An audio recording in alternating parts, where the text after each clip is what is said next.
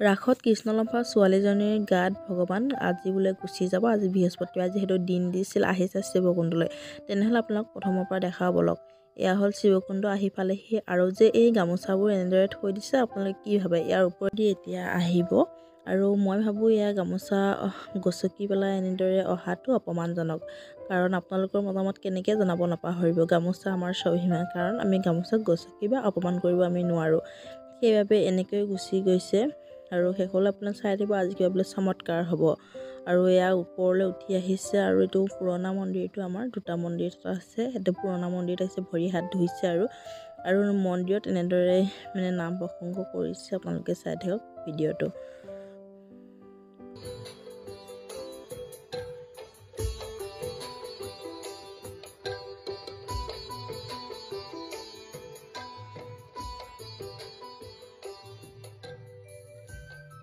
এইটো হ'ল পুৰণা শিৱ মন্দিৰটোত শিৱলিংগত এনেদৰে গাখীৰ ঢালিছে আৰু লগতে আহিলে এইটো ওপৰত আছিলে।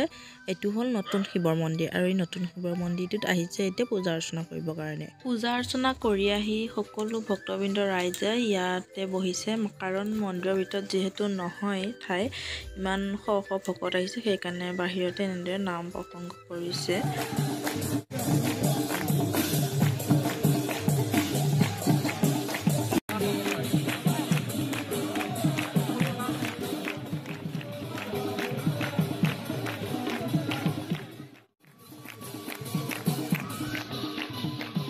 কৃষ্ণক বিদায় দিবলৈ কাৰণে শ শ ভকত বৈষ্ণৱ কোপা আহিছে আৰু লগতে গোটেই শিৱকুণ্ড এই এৰিয়াটোতে এনেদৰে নাচি নাচি ঘূৰি ফুৰিছে আৰু ইমান মানুহ ভিৰ ক'ব কাৰণে ভাষাই নাই আৰু।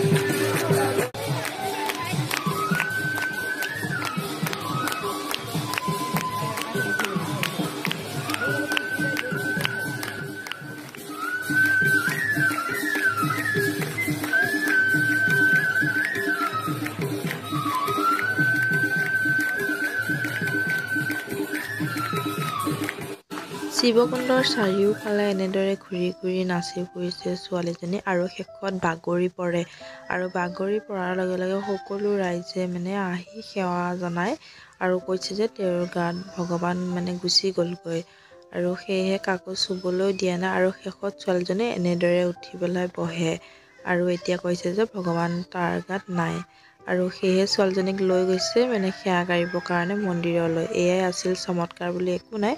ভিডিঅ'টো চাই আপোনালোকে কেনে পালে কমেণ্ট কৰি জনাবলৈ নাপাহৰিব। আজিলৈ এৰিছোঁ, বাই বাই।